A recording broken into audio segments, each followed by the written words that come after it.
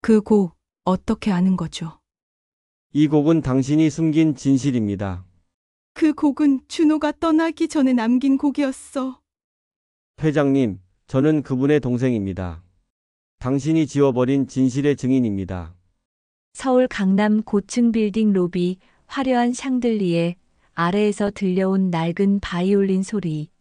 모두가 무심히 지나쳤던 경비원의 연주가 여 회장의 심장을 멈추게 했습니다. 첫사랑의 마지막 곡, 그리고 숨겨진 혈육의 등장 은폐된 과거와 권력의 균열이 터져나오는 순간 사람들은 숨조차 쉴 수 없었습니다. 과연 진실은 어디까지 드러나게 될까요? 오늘도 찾아와 주셔서 진심으로 고맙습니다. 혹시 아직 구독과 좋아요를 안 눌러주셨다면 지금 한번 눌러주시면 큰 격려가 됩니다. 여러분의 응원이 저희의 원동력입니다. 서울 강남의 초고층 빌딩이 밤하늘을 찌르듯 우뚝 솟아 있습니다. 40층이 넘는 이 건물은 낮에는 수많은 사람들로 북적이지만 밤이 되면 완전히 다른 모습을 보입니다. 네온사인들이 화려하게 반짝이는 거리와 달리 건물 내부는 고요함 그 자체였습니다. 로비 천장에 걸린 거대한 샹들리에가 은은한 빛을 내려보내고 있었습니다.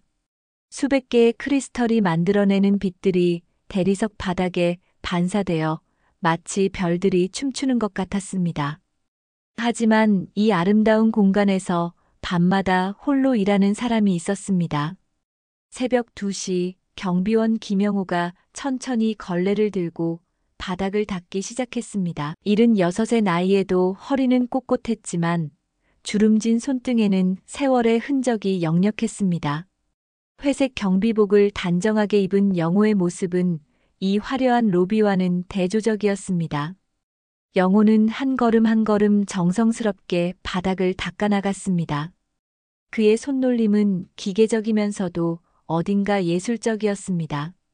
마치 보이지 않는 악보를 따라 연주하는 것처럼 일정한 리듬감이 있었습니다.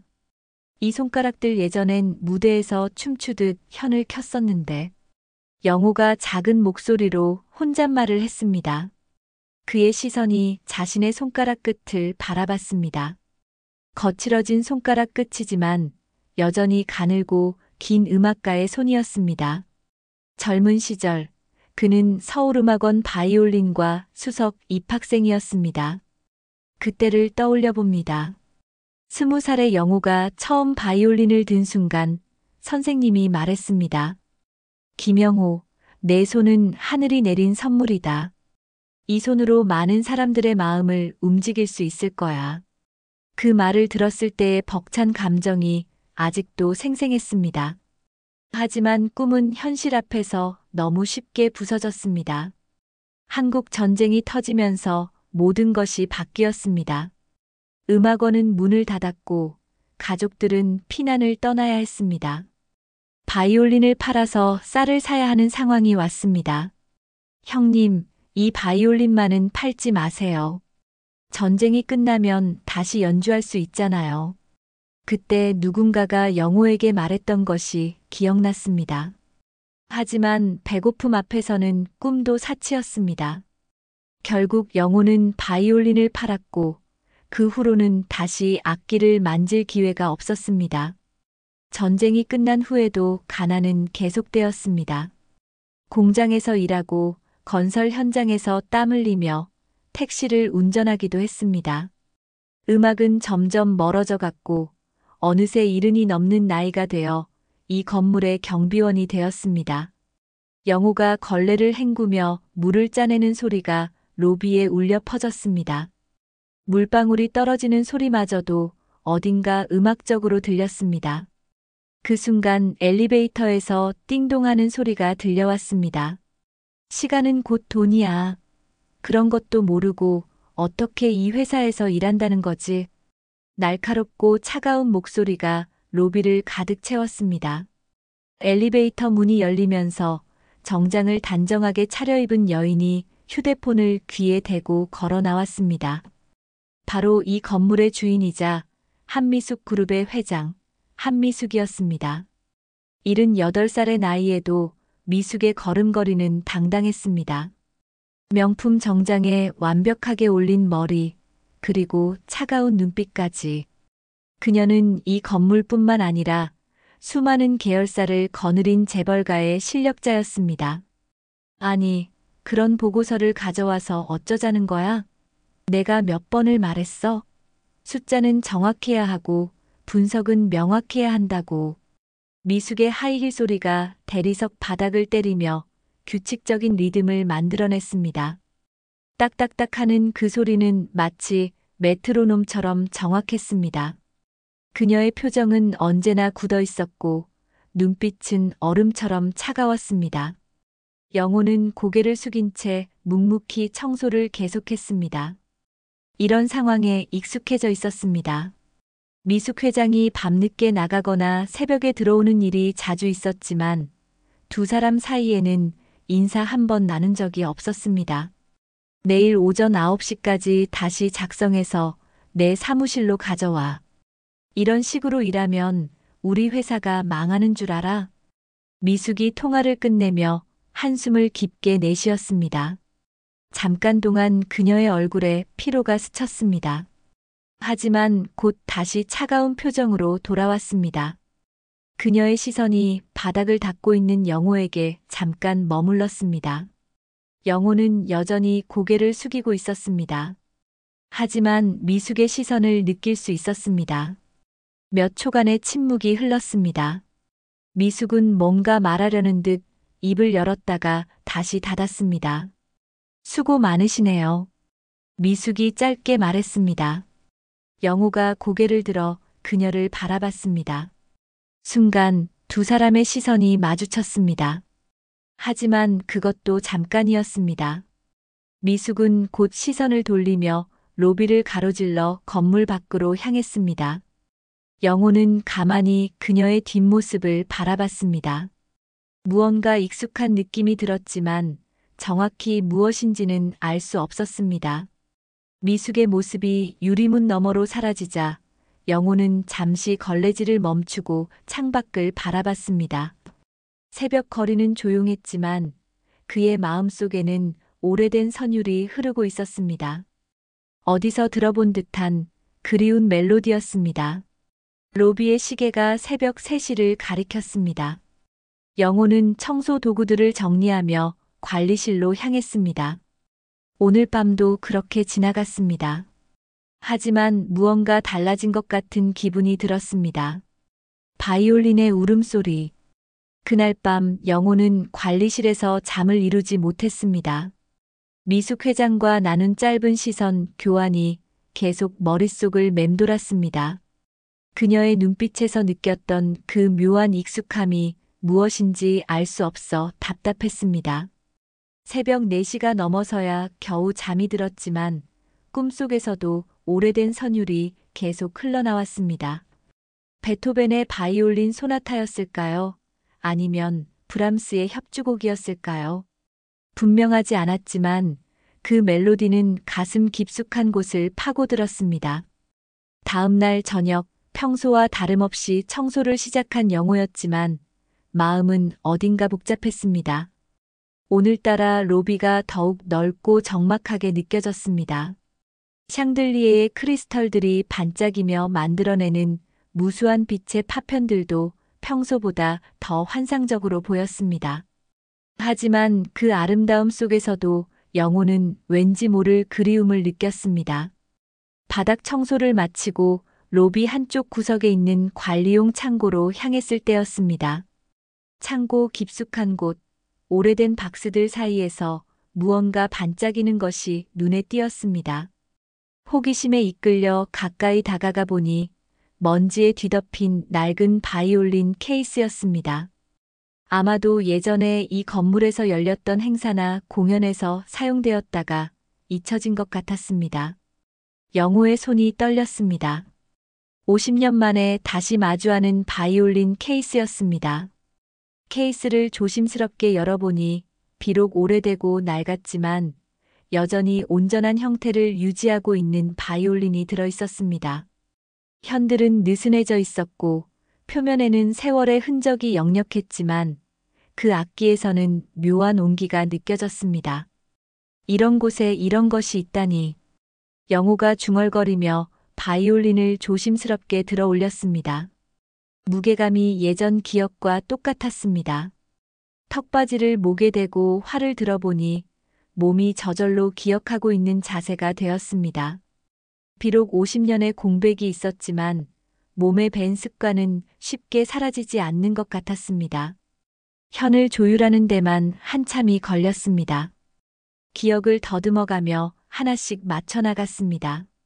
라, 레, 솔, 도. 각 현의 높이가 제자리를 찾아갈 때마다 영호의 가슴도 조금씩 뛰기 시작했습니다. 마침내 조율을 마치고 첫 음을 낼 때 영호의 눈에서 눈물이 흘러내렸습니다. 음색은 서툴렀습니다. 50년간 악기를 만지지 않았던 손가락은 예전의 민첩함을 잃어버렸고 활을 잡는 손도 떨렸습니다. 하지만 그 서툰 연주 속에서도 깊은 감정이 묻어나왔습니다.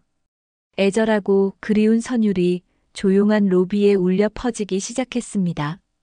영호가 연주하기 시작한 곡은 특별한 곡이었습니다.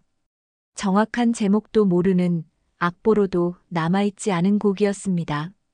젊은 시절 어떤 음악가 친구로부터 들었던 미발표 작품이었는데 너무나 아름다워서 한 번 들으면 잊을 수 없는 멜로디였습니다. 그 친구는 이 곡을 특별한 누군가를 위해 작곡했다고 했었습니다. 밤의 고요함 속에서 바이올린 소리가 천천히 퍼져나갔습니다. 첫 번째 악장은 부드럽고 서정적이었습니다. 마치 첫사랑의 설렘을 표현하는 것 같은 달콤한 선율이었습니다. 두 번째 악장으로 넘어가면서 곡조는 점점 더 깊어졌습니다. 사랑의 기쁨과 슬픔이 교차하는 복잡한 감정들이 현악기의 울림을 통해 표현되었습니다. 그 순간 위층에서 엘리베이터가 내려오는 소리가 들렸습니다. 영호는 깜짝 놀라며 연주를 멈추려 했지만 이미 늦었습니다. 엘리베이터 문이 열리면서 한미숙 회장이 걸어 나왔습니다. 오늘도 야근을 마치고 집으로 돌아가는 길이었던 것 같습니다. 미숙은 바이올린 소리를 듣는 순간 걸음을 멈췄습니다. 그녀의 얼굴에는 충격과 당황이 동시에 스쳤습니다. 하지만 영호는 이미 연주에 깊이 빠져 있어서 미숙의 존재를 눈치채지 못했습니다. 그는 눈을 감고 마지막 악절을 계속 이어갔습니다. 미숙의 얼굴은 점점 더 창백해졌습니다. 이 멜로디를 알고 있었기 때문입니다. 아니, 너무나 잘 알고 있었습니다. 이 곡은 바로 자신의 첫사랑 젊은 시절 교통사고로 세상을 떠난 바이올리니스트 강준호가 마지막으로 자신에게 들려주었던 미발표곡이었습니다. 1969년 가을, 준호는 이 곡을 연주하며 미숙에게 프로포즈했었습니다. 미숙아, 이 곡은 너를 위해서만 만든 거야. 세상에 단 하나뿐인 너만을 위한 곡이야.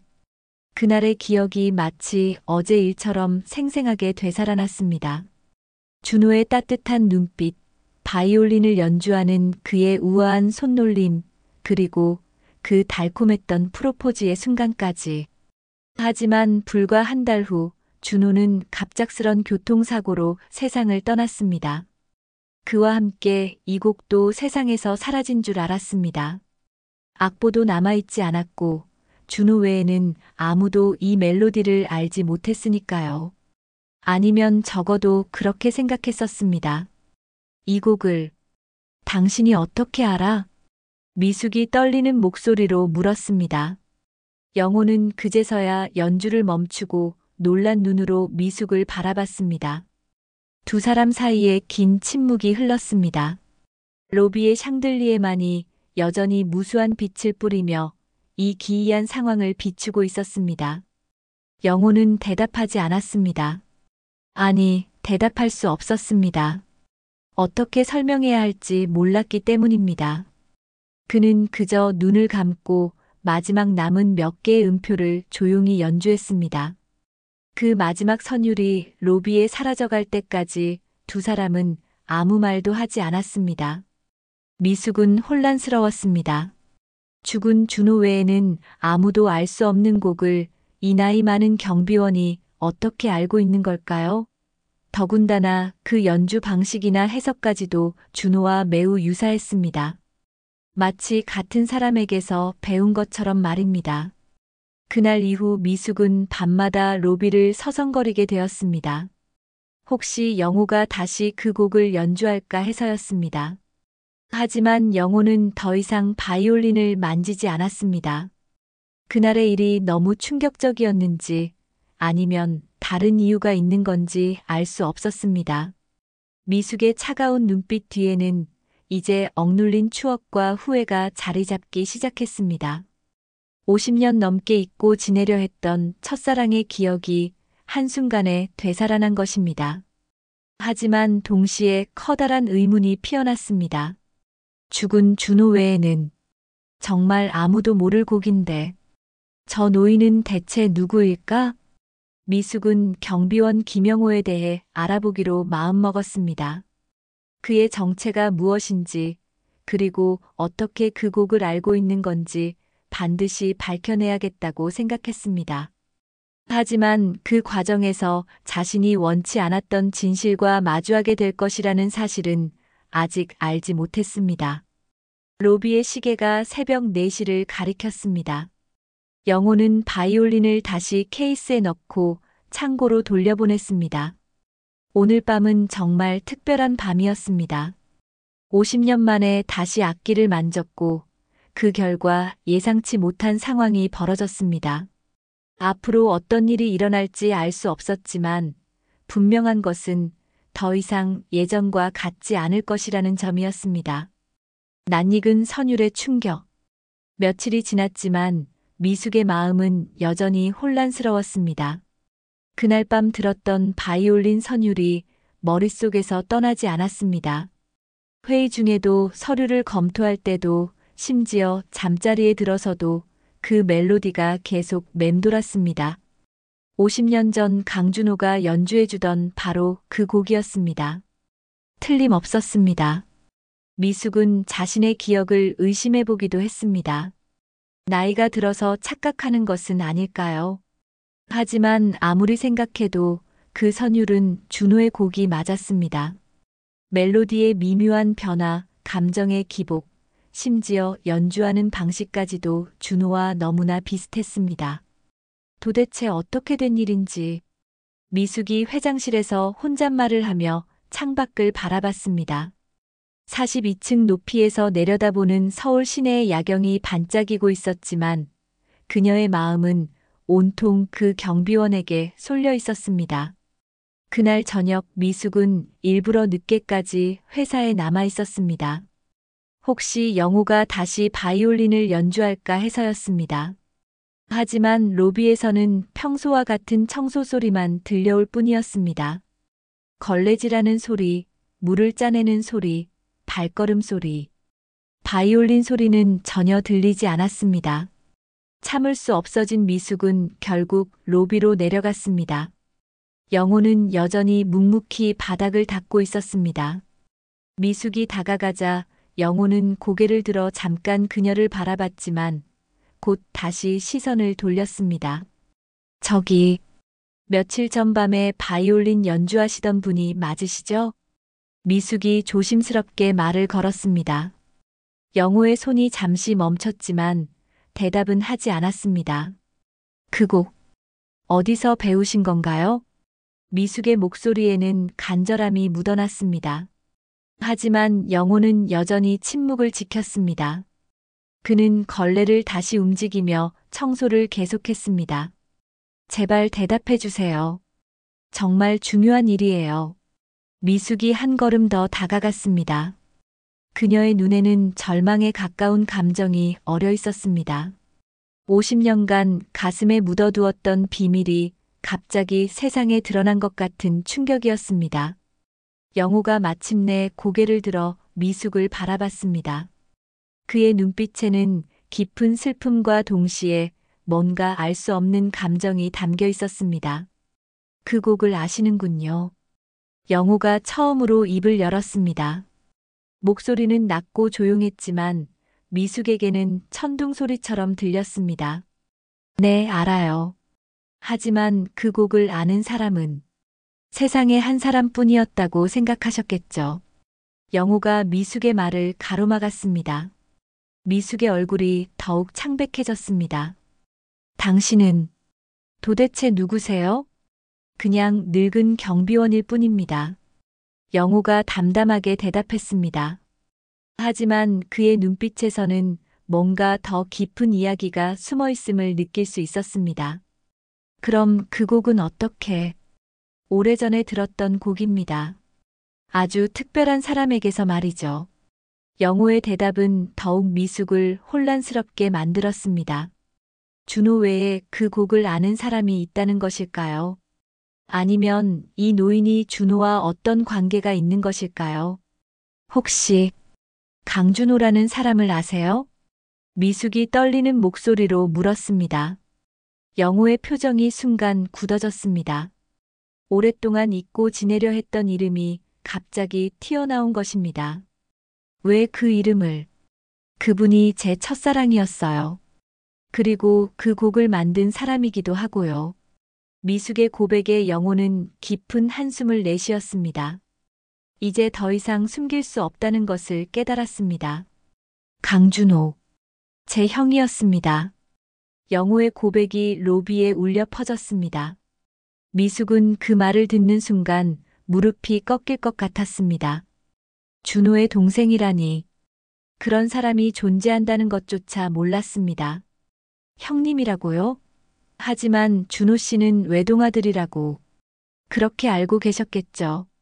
저희는 이복 형제였습니다. 아버지가 다르셨거든요. 영호가 차근차근 설명하기 시작했습니다. 준호의 아버지는 부유한 사업가였지만 영호의 어머니는 그저 가난한 식모였다고 했습니다. 영호가 태어난 후 준호의 가문에서는 그 존재를 철저히 숨겼습니다. 사회적 체면 때문이었습니다. 하지만 형님만은 달랐습니다.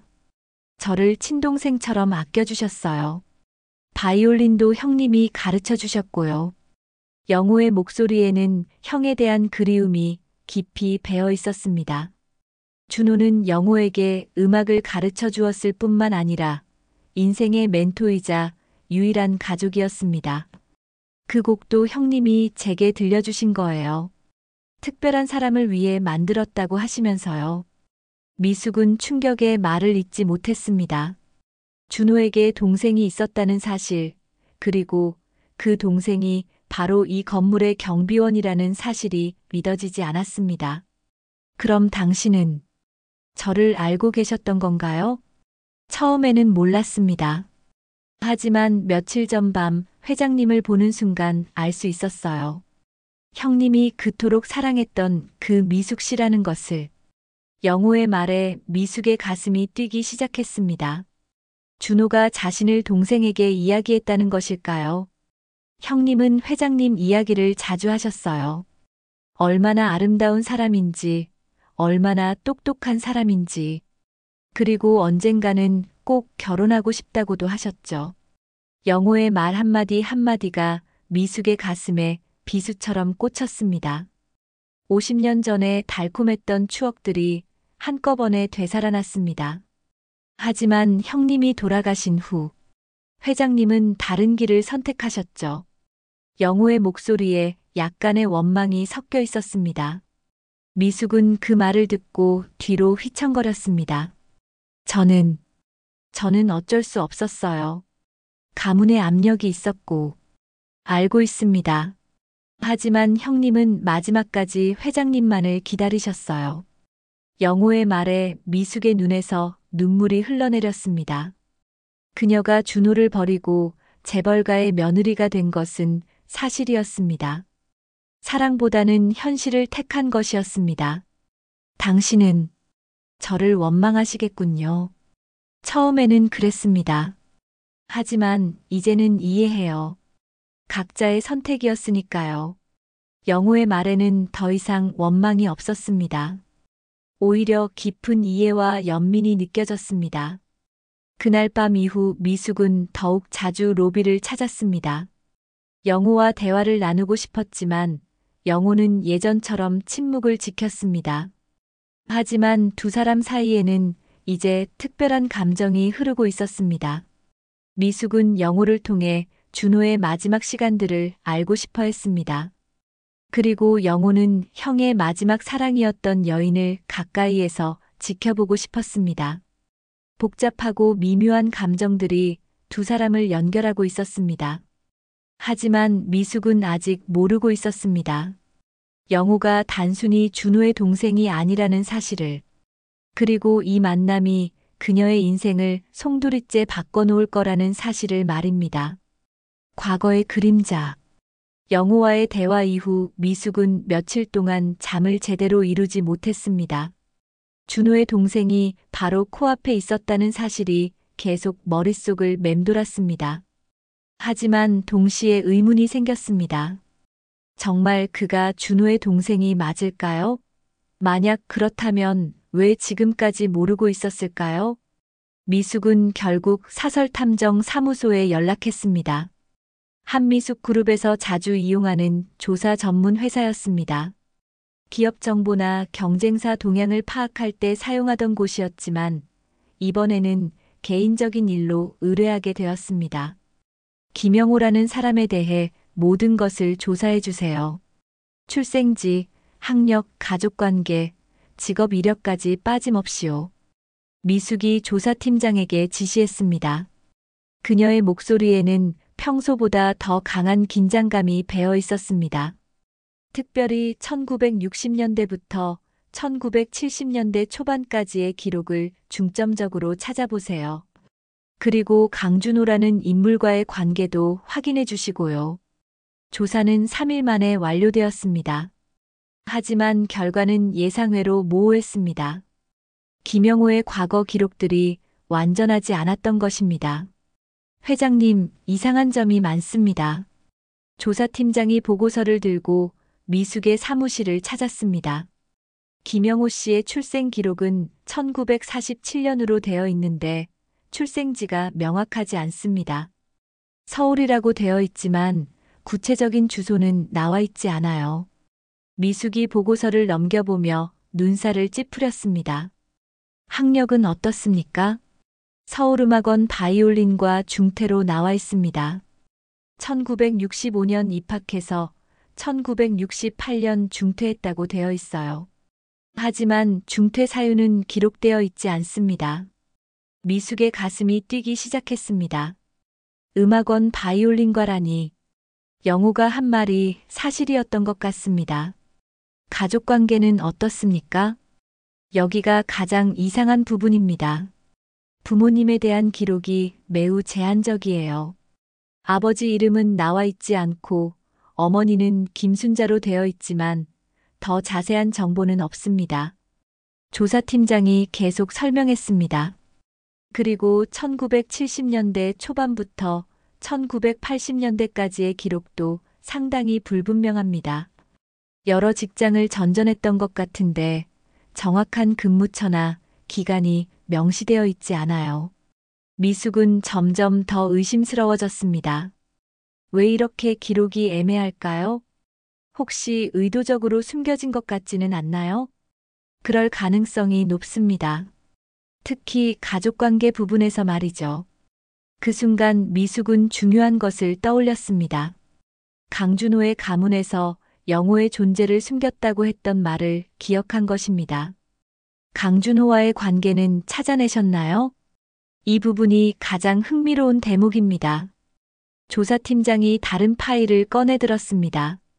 강준호 씨의 아버지 강병호 씨에 대해 조사해 봤는데 1960년대 초반에 김순자라는 여성과 관계가 있었던 것으로 추정됩니다. 하지만 정식 결혼은 아니었던 것 같아요. 미숙의 눈이 커졌습니다. 영호가 말한 것이 사실일 가능성이 높아졌습니다. 더 구체적인 증거는 없나요? 몇 가지 정황상 증거는 있습니다. 1968년 강준호 씨가 김영호 씨의 음악원 등록금을 대신 납부한 기록이 남아 있어요. 또한 같은 해 김영호 씨가 중퇴할 때 강준호 씨가 학교에 연락했다는 증언도 있습니다. 미숙은 충격을 받았습니다. 정말 영호가 준호의 동생이 맞는 것 같았습니다. 그런데 회장님, 더 놀라운 사실이 있습니다. 조사팀장의 목소리가 갑자기 진지해졌습니다. 강병호 씨 가문에서 1969년, 그러니까 강준호 씨가 돌아가신 바로 그 해에 김영호 씨의 모든 기록을 의도적으로 은폐하려 했던 흔적이 있습니다. 은폐요? 네. 출생신고 수정, 학적부 변경, 심지어 거주지 기록까지 조작된 것 같아요. 아마도 강 씨 가문의 체면을 위해서였을 것으로 추정됩니다. 미숙은 소름이 돋았습니다. 준호가 죽은 후 그의 가문에서 영호의 존재를 완전히 지우려고 했다는 것입니까? 그럼 지금 김영호 씨가 여기서 경비원으로 일하고 있다는 것을 강 씨 가문에서는 전혀 모르고 있을 가능성이 높습니다. 아니, 애초에 그가 살아있는지조차 확인하지 않았을 수도 있어요. 미숙은 깊은 생각에 잠겼습니다. 이 상황이 얼마나 위험한지 깨닫기 시작했습니다. 만약 언론이나 경쟁사에서 이 사실을 알게 된다면 어떻게 될까요? 혹시 이 조사 과정에서 다른 사람들이 눈치챘을 가능성은 없나요? 최대한 조심스럽게 진행했지만 완전히 비밀로 할 수는 없었습니다. 특히 음악원 기록을 확인하는 과정에서 미숙의 얼굴이 창백해졌습니다. 이미 소문이 퍼지기 시작했을 수도 있습니다. 그 순간 비서가 황급히 들어왔습니다. 회장님, 큰일 났습니다. 경제신문 기자들이 로비에서 뭔가 취재를 하고 있는 것 같아요. 미숙의 심장이 쿵 떨어졌습니다. 벌써 언론에 알려진 것일까요? 무슨 취재인지 확인해 보셨나요? 아직 정확하지는 않지만 회장님과 관련된 과거 이야기를 찾고 있는 것 같다고 합니다. 미숙은 당황했습니다. 이런 식으로 진실이 드러나는 것은 원하지 않았습니다. 더군다나 아직 영호와 제대로 된 대화도 나누지 못한 상황에서 말입니다. 당장 보안팀에 연락해서 기자들을 내보내세요. 그리고 김영호 경비원에게는 아무것도 말하지 말라고 전하고요. 하지만 이미 늦어버린 것 같았습니다. 소문은 걷잡을 수 없이 퍼져나가고 있었고 미숙은 이 상황을 어떻게 수습해야 할지 막막했습니다. 그녀는 창문을 통해 아래층 로비를 내려다봤습니다. 영호가 여전히 묵묵히 청소를 하고 있는 모습이 보였습니다. 그는 아직 자신 주변에서 벌어지고 있는 일들을 모르는 것 같았습니다. 저 사람이 정말 증인으로 나타난 건가? 지금 이 시점에 미숙의 머릿속에 불길한 예감이 스쳤습니다. 혹시 영호가 의도적으로 자신에게 접근한 것은 아닐까요? 50년 전의 진실을 폭로하기 위해서 말입니다. 하지만 다른 한편으로는 그럴 리 없다는 생각도 들었습니다. 영호의 눈빛에서 느꼈던 순수함과 슬픔이 거짓일 수는 없을 것 같았기 때문입니다. 미숙은 결정을 내려야 했습니다. 이 상황을 어떻게 처리할 것인지, 그리고 영호와 어떤 관계를 유지할 것인지를 말입니다. 하지만 시간은 그녀의 편이 아니었습니다. 진실은 이미 세상으로 새어나가기 시작했고, 곧 모든 것이 드러날 것 같았습니다. 권력의 무너짐. 다음 날 아침 미숙의 최악의 우려가 현실이 되었습니다. 주요 경제신문 일면에 충격적인 기사가 실렸습니다. 한미숙 그룹 회장의 숨겨진 과거, 50년 전 첫사랑의 비밀라는 제목의 기사였습니다. 기사 내용은 생각보다 자세했습니다.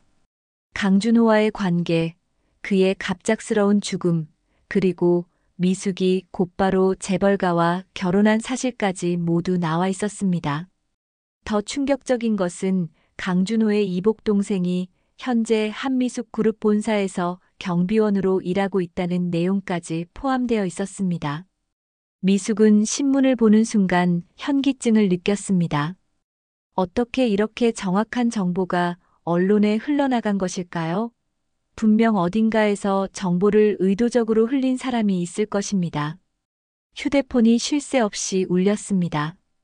이 사진들, 주요 주주들, 언론사 기자들까지 모두가 확인 전화를 걸어왔습니다. 회장님, 이게 사실입니까? 왜 이런 중요한 사실을 숨기셨습니까? 회사 이미지에 어떤 영향을 미칠지 생각해 보셨습니까? 쏟아지는 질문들에 미숙은 제대로 답변할 수 없었습니다. 50년간 숨겨왔던 비밀이 하루아침에 세상에 드러난 것입니다. 오전 10시 긴급 이사회가 소집되었습니다. 평소보다 훨씬 엄숙한 분위기 속에서 이사들이 하나둘 회의실로 들어왔습니다. 그들의 표정에서는 당혹감과 실망이 역력히 드러났습니다. 한 회장님, 이번 일에 대해 해명해 주시기 바랍니다. 이사회 부의장이 차분하지만 단호한 목소리로 말했습니다. 미숙은 깊은 한숨을 내쉬었습니다. 이제 더 이상 숨길 수 없었습니다. 기사 내용은 대부분 사실입니다. 회의실에 무거운 침묵이 흘렀습니다. 이사들은 서로 눈빛을 주고받으며 당황해했습니다. 그럼 정말 그 경비원이 강준호 씨의 동생이라는 것도 사실입니까? 네, 그렇습니다. 미숙의 대답에 이사들의 표정이 더욱 굳어졌습니다. 회장님, 이건 단순한 개인사가 아닙니다. 회사의 투명성과 신뢰성에 관한 문제예요. 한 이사가 목소리를 높였습니다. 왜 이런 중요한 사실을 우리에게 알리지 않으셨습니까? 혹시 그 경비원을 통해 과거를 은폐하려 하신 건 아닙니까? 그런 게 아닙니다.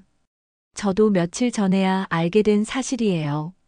미숙이 해명했지만 이사들의 의심스러운 눈빛은 사라지지 않았습니다. 그 순간 비서가 급히 들어왔습니다. 죄송합니다. 긴급 상황입니다. 건물 앞에 기자들이 몰려들고 있습니다. 미숙이 창문으로 다가가 아래를 내려다봤습니다. 정말로 수십 명의 기자들이 카메라와 마이크를 들고 건물 입구에 진을 치고 있었습니다. 저들이 뭘 하고 있는 겁니까? 김영호 경비원과의 인터뷰를 요청하고 있습니다. 그리고 회장님의 입장 발표도 기다리고 있고요. 미숙의 머리가 복잡해졌습니다. 영호가 기자들과 만나면 어떤 일이 벌어질까요? 혹시 준호에 대한 더 자세한 이야기를 털어놓을까요? 당장 김영호 씨를 다른 곳으로 피신시키세요. 이미 시도해봤지만 본인이 거부하고 있습니다. 평소와 같이 일하겠다고 하면서요. 미숙은 절망감을 느꼈습니다. 영호가 왜 그런 선택을 하는 건지 이해할 수 없었습니다. 오후가 되자 상황은 더욱 악화되었습니다. 주식시장에서 한미숙 그룹 주가가 급락하기 시작했습니다. 투자자들이 불안해하며 주식을 대량 매도한 것입니다. 회장님, 주가가 10% 이상 떨어졌습니다. 재무 담당 이사가 다급하게 보고했습니다. 이 상황이 계속되면 경영권에도 위기가 올 수 있습니다. 미숙은 처음으로 진짜 공포를 느꼈습니다. 50년간 일궈온 모든 것이 하루아침에 무너질 수도 있다는 생각이 들었습니다. 그 순간 또 다른 충격적인 소식이 들려왔습니다. 회장님, 경쟁사에서 우리 회사 인수를 검토하고 있다는 소문이 돌고 있습니다. 미숙의 얼굴이 창백해졌습니다. 이런 혼란 상황을 틈타 경쟁사가 공격적 인수를 시도할 수도 있었습니다. 오후 5시 미숙은 결국 영호를 직접 만나기로 결정했습니다. 이 상황을 수습하려면 그와 대화를 나눠야 했습니다. 로비로 내려간 미숙은 평소와 다름없이 청소를 하고 있는 영호를 발견했습니다. 하지만 건물 밖에는 여전히 기자들이 진을 치고 있었고 플래시가 끊임없이 터지고 있었습니다. 김영호 씨, 잠깐 이야기할 수 있을까요? 미숙이 조심스럽게 다가갔습니다. 영호는 고개를 들어 그녀를 바라봤습니다. 그의 눈빛에서는 평소와는 다른 무언가가 느껴졌습니다. 회장님도 힘드시겠네요. 영호가 먼저 말을 꺼냈습니다. 그의 목소리에는 동정이 섞여 있었습니다. 이 모든 일이 당신 때문인 건가요? 미숙이 떨리는 목소리로 물었습니다. 제가 뭘 했다고 생각하시는 건가요? 영호의 반문에 미숙은 당황했습니다. 정말 영호가 의도적으로 이런 상황을 만든 것일까요? 당신이 언론에 정보를 흘린 건 아닌가요? 왜 이제 와서 나타난 겁니까? 내 인생을 망치려고. 미숙의 목소리가 점점 높아졌습니다. 오랫동안 쌓인 스트레스와 분노가 폭발하는 순간이었습니다. 영호는 잠시 침묵했습니다. 그리고는 천천히 입을 열었습니다. 회장님, 저는 아무것도 하지 않았습니다. 다만 뭐죠? 진실은 언젠가는 드러나기 마련입니다. 50년 동안 숨어 있었던 진실이 이제야 세상에 나온 것뿐이에요. 영호의 말에 미숙은 말문이 막혔습니다. 정말 이 모든 것이 우연의 일치였을까요? 아니면 운명이었을까요? 건물 밖에서는 기자들의 외침소리가 점점 더 커지고 있었습니다. 미숙은 이 상황이 어떻게 끝날지 전혀 예측할 수 없었습니다. 다만 한 가지 확실한 것은 더 이상 예전과 같은 삶을 살 수 없다는 것이었습니다. 진실의 고백. 미숙과 영호의 대화가 계속되는 가운데 건물 밖 기자들의 소란은 더욱 거세졌습니다. 플래시가 끊임없이 터지고 마이크를 든 기자들이 유리문에 바짝 달라붙어 있었습니다. 로비 안에 두 사람을 촬영하려는 시도였습니다. 저들 때문에 제대로 이야기할 수도 없겠네요. 영호가 창밖을 바라보며 말했습니다. 그의 목소리에는 피로가 묻어났습니다. 관리실로 가시죠. 거기서 조용히 이야기합시다. 미숙이 제안했습니다. 두 사람은 지하로 향했습니다. 관리실은 작고 소박했지만 적어도 외부의 시선에서는 벗어날 수 있었습니다. 관리실에 앉은 미숙은 평생 처음으로 이런 곳에 있어 본다는 생각이 들었습니다. 좁은 공간, 오래된 책상, 간소한 침대. 영호가 지난 3년간 이런 곳에서 생활해왔다는 사실이 새삼 실감났습니다. 정말 당신이 언론에 알린 게 아닌가요? 미숙이 다시 한번 물었습니다. 마지막 확인이었습니다. 아닙니다. 저는 그런 일을 할 이유가 없어요. 영호가 단호하게 대답했습니다. 그럼 누가 이런 일을? 아마도 조사 과정에서 새어나간 것 같습니다. 회장님께서 저에 대해 조사를 의뢰하셨죠? 영호의 말에 미숙은 깜짝 놀랐습니다. 어떻게 그것을 알았을까요? 음악원에 제 기록을 확인하러 온 사람이 있었다고 연락이 왔어요. 그래서 짐작할 수 있었습니다. 미숙은 자신의 실수를 깨달았습니다. 너무 성급하게 조사를 진행한 것이 화근이었습니다. 그럼 왜 이제야 나타난 겁니까? 50년 동안 어디 있었던 거죠? 살아왔습니다. 그냥 평범하게 살아왔어요. 영호가 담담하게 대답했습니다. 하지만 회장님을 찾아온 건 우연이었습니다. 이 회사에 취직한 것도 회장님이 미숙 씨라는 것을 아는 것도 모두 우연이었어요. 미숙은 영호의 말을 믿고 싶었지만 여전히 의심이 남아 있었습니다. 그럼 지금 이 상황을 어떻게 할 생각입니까? 저는 아무것도 할 생각이 없습니다. 그냥 조용히 살고 싶을 뿐이에요. 하지만 언론에서는 당신과의 인터뷰를 원하고 있어요. 거기서 무엇을 말할 건가요? 영호는 잠시 생각에 잠겼습니다. 그리고는 천천히 입을 열었습니다. 망치려는 게 아닙니다. 다만 이 곡이 세상에 묻히지 않길 바랐을 뿐입니다. 곡이요? 형님의 마지막 작품 말입니다. 그 아름다운 곡이 아무도 모르는 채로 사라지는 게 안타까웠어요. 영호의 목소리에서 깊은 그리움이 느껴졌습니다. 형님은 그 곡을 세상에 알리고 싶어 하셨어요. 하지만 돌아가시기 전에 발표하지 못하셨죠. 미숙의 마음이 복잡해졌습니다. 준호의 곡에 대한 이야기였습니다. 그래서 가끔씩 연주를 한 거였나요? 네. 형님을 기억하는 유일한 방법이었어요. 영호가 과거를 털어놓기 시작했습니다. 형님이 돌아가신 후 저는 정말 힘들었습니다. 유일한 가족을 잃었고 음악도 포기해야 했으니까요. 미숙은 조용히 들었습니다. 하지만 형님은 마지막까지 회장님을 기다리셨어요. 혹시 마음을 바꿔 돌아올지도 모른다고 말하시면서요.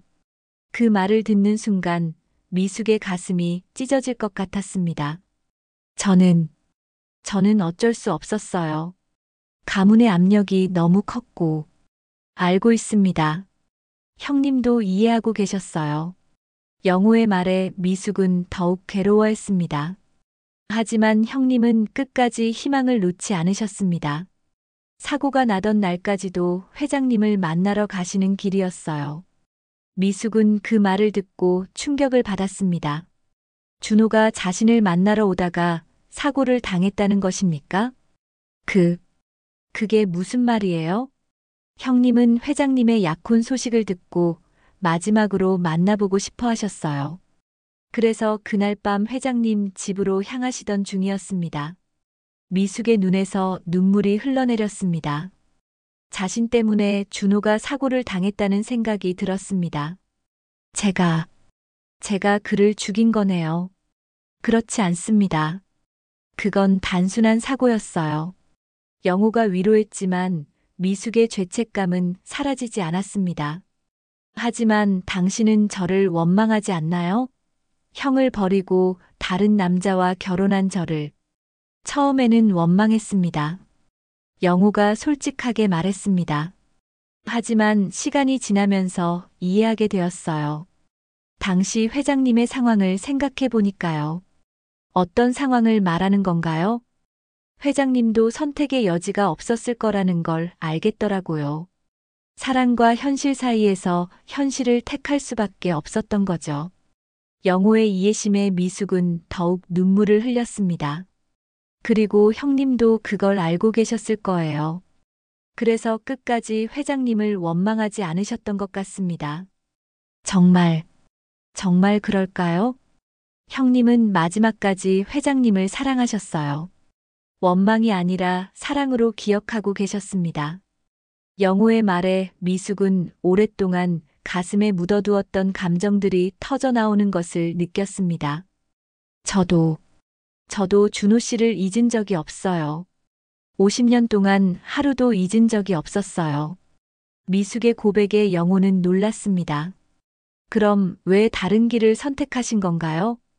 살아야 했으니까요. 현실에서 살아남아야 했으니까요. 미숙이 처음으로 자신의 진심을 털어놓았습니다. 하지만 그 선택 때문에 평생 후회하며 살아왔어요.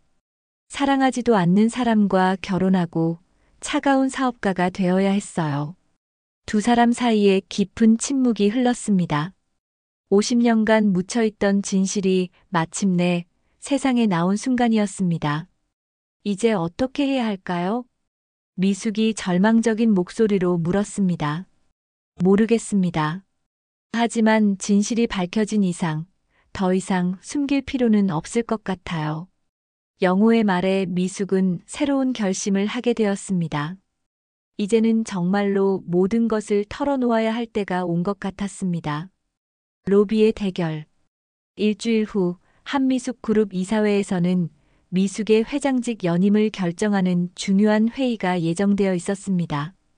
연일 터져나오는 스캔들로 인해 이사진들과 주주들 사이에서는 미숙의 경영 능력에 대한 의문이 제기되고 있었습니다.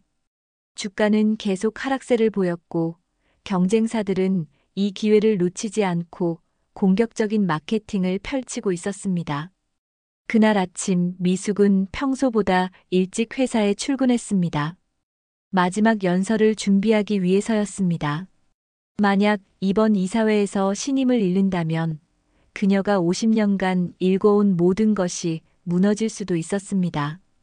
회장실에서 연설문을 다듬고 있던 미숙에게 비서가 급하게 달려왔습니다. 회장님, 큰일 났습니다. 로비에 기자들이 몰려들고 있어요. 그리고 김영호 경비원이. 영호 씨가 어떻다고요? 바이올린을 가지고 로비 한가운데에 서 있습니다. 미숙의 얼굴이 창백해졌습니다.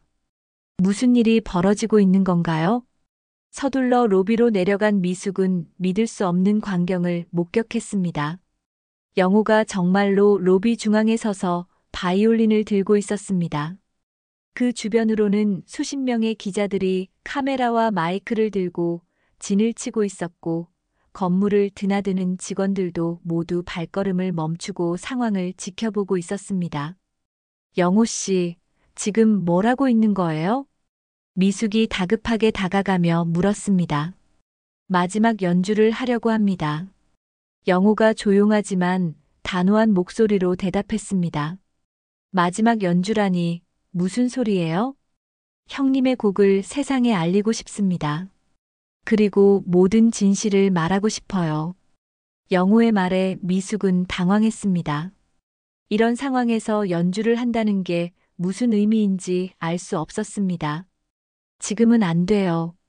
이사회가 있어서. 바로 그래서 지금이에요. 영호가 미숙의 말을 가로막았습니다. 회장님이 진실을 말할 용기가 없으시다면 제가 대신 하겠습니다. 기자들이 웅성거리기 시작했습니다. 드디어 김영호가 직접 나서서 뭔가를 밝히려는 것 같았습니다.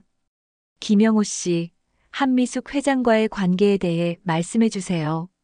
50년 전 강준호 씨의 죽음에 대해 알고 있는 사실을 알려주세요. 기자들의 질문이 쏟아졌지만 영호는 대답하지 않았습니다. 대신 바이올린을 턱에 괴고 활을 들어 올렸습니다. 그 순간 로비의 아름다운 선율이 울려 퍼지기 시작했습니다. 준호가 미숙을 위해 만든 그 곡이었습니다. 영호의 연주는 일주일 전보다 훨씬 더 완성도가 높았습니다. 마치 50년간 이 순간을 위해 준비해온 것처럼 완벽했습니다. 첫 번째 악장이 시작되자 로비는 완전히 조용해졌습니다. 기자들도 직원들도 심지어 미숙도 모두 그 아름다운 선율에 빠져들었습니다. 슬프면서도 달콤하고 그리우면서도 희망적인 멜로디였습니다.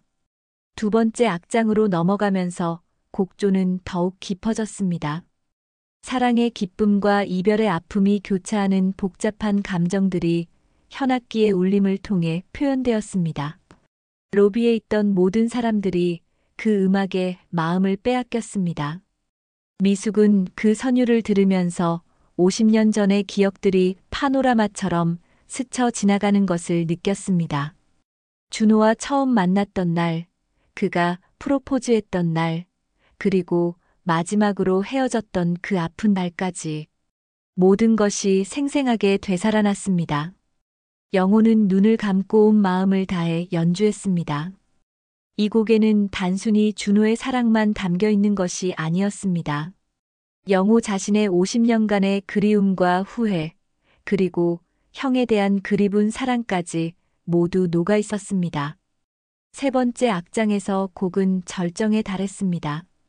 격정적이면서도 애절한 선율이 로비의 높은 천장까지 울려 퍼졌습니다. 샹들리에의 크리스털들이 음악에 맞춰 미세하게 떨리는 것 같았습니다. 그 순간 미숙의 가슴에서 뭔가가 터져나왔습니다. 50년간 억눌러왔던 모든 감정들이 한꺼번에 솟구쳐 올랐습니다. 사랑, 후회, 죄책감, 그리움까지. 그녀는 더 이상 참을 수 없었습니다. 그 곡은 준호의 마지막.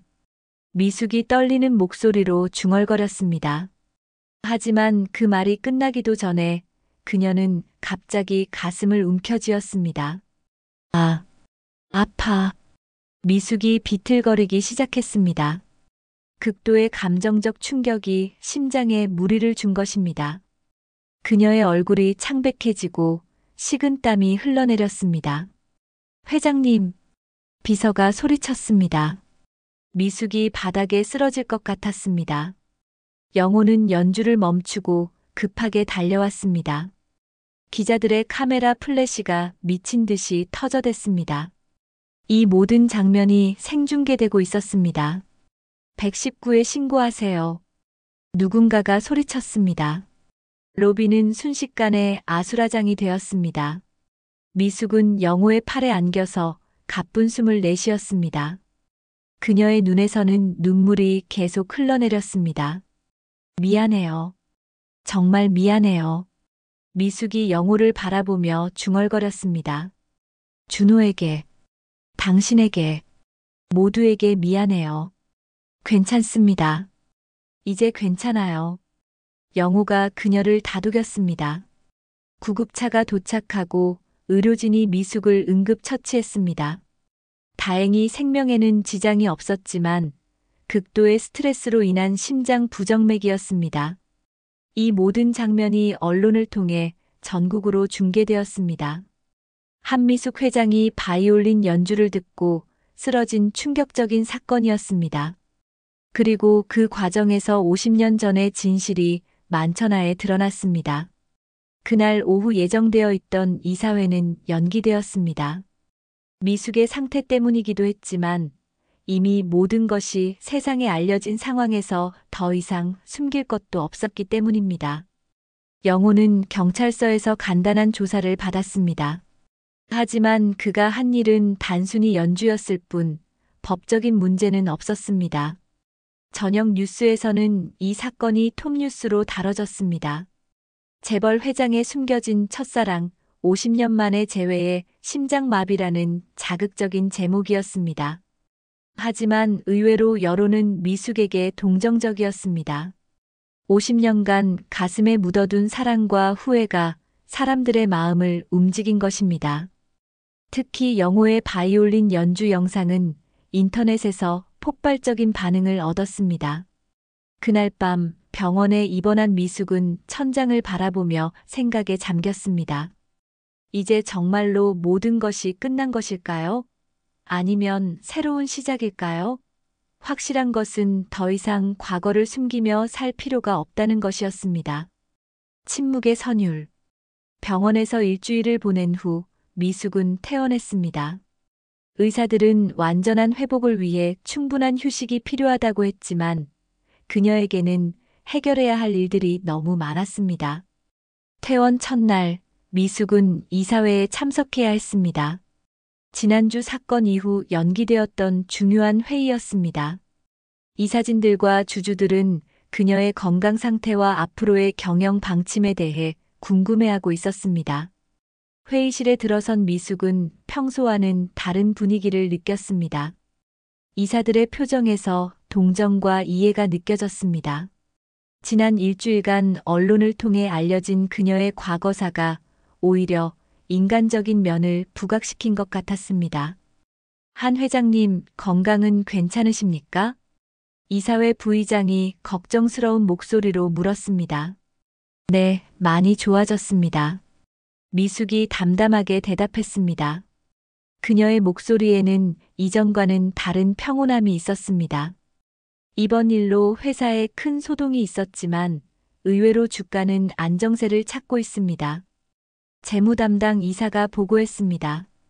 여론도 회장님께 우호적으로 돌아섰고 오히려 회사 이미지가 더 인간적으로 변했다는 평가도 있습니다.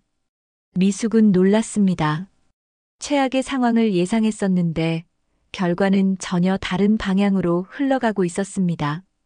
저는 이번 기회에 회장직에서 물러나고자 합니다. 미숙의 갑작스러운 발표에 이사들이 술렁였습니다.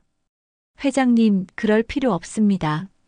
상황이 좋아지고 있는데 제 개인적인 결정입니다. 미숙이 단호하게 말했습니다. 50년간 이 자리에 있으면서 많은 것을 얻었지만 동시에 잃은 것도 많았습니다. 이제는 진정으로 중요한 것이 무엇인지 깨달았어요.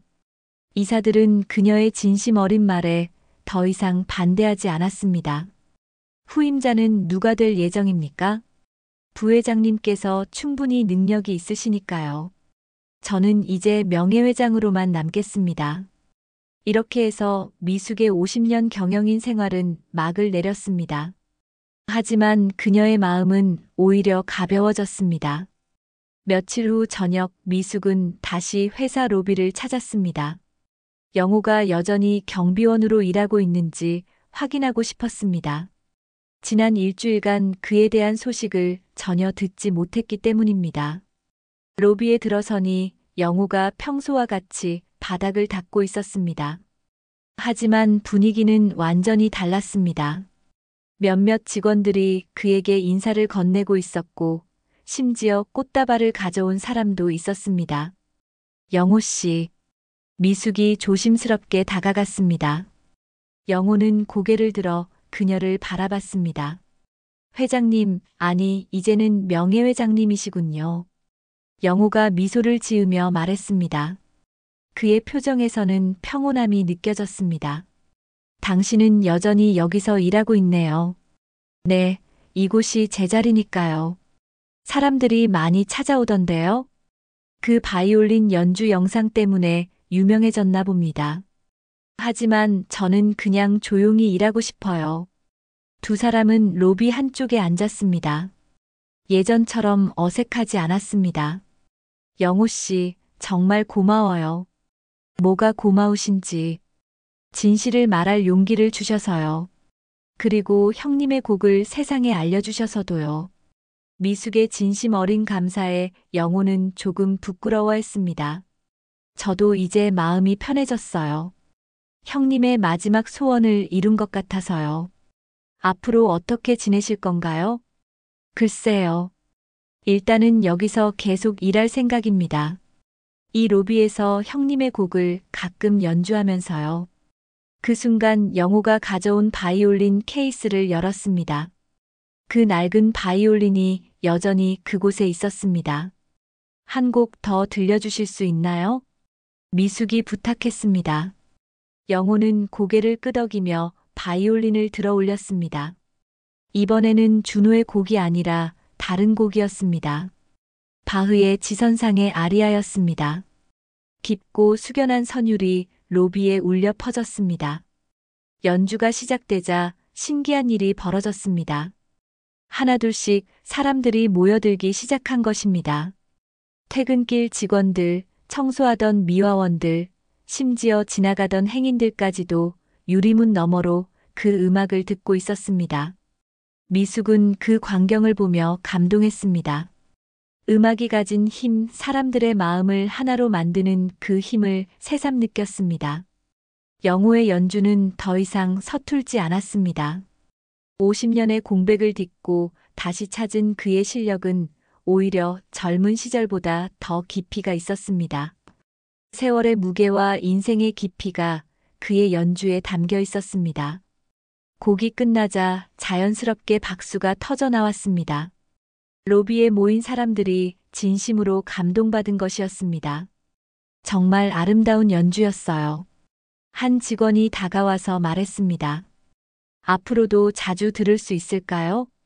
가끔씩 연주하도록 하겠습니다. 영호가 겸손하게 대답했습니다. 사람들이 하나둘 흩어지고 로비에는 다시 고요함이 찾아왔습니다. 하지만 이전과는 다른 종류의 고요함이었습니다. 평화롭고 따뜻한 침묵이었습니다. 영호 씨, 저에게는 이제 가족이 없어요. 혹시 미숙이 망설이며 말을 시작했습니다. 혹시 저를 누나라고 불러주실 수 있을까요? 형님이 사랑했던 사람이니까. 영호는 잠시 놀란 표정을 지었다가 따뜻한 미소를 보였습니다. 누나. 그 한마디에 두 사람의 눈에서 동시에 눈물이 흘러내렸습니다.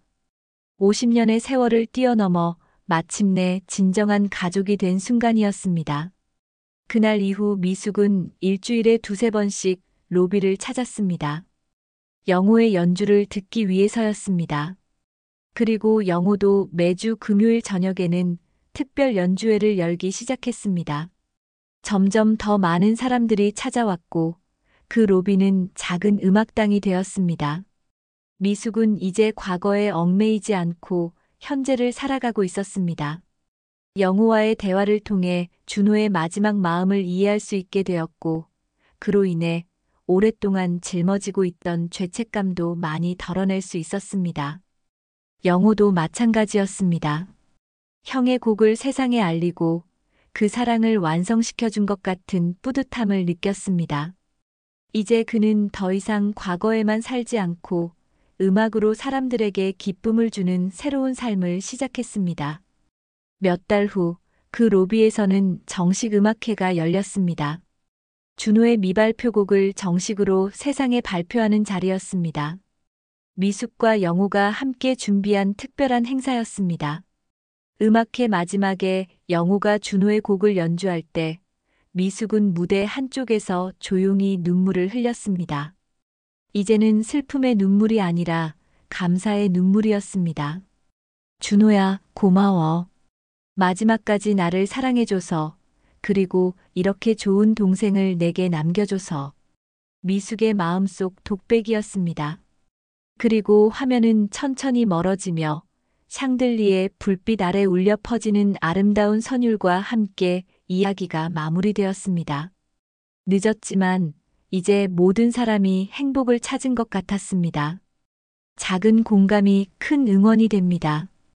구독과 좋아요, 알림 설정까지 부탁드리며 여러분의 소중한 댓글은 저희에게 큰 격려가 됩니다. 앞으로도 더 따뜻하고 드라마틱한 이야기로 다시 찾아뵙겠습니다. 시청해주셔서 고맙습니다.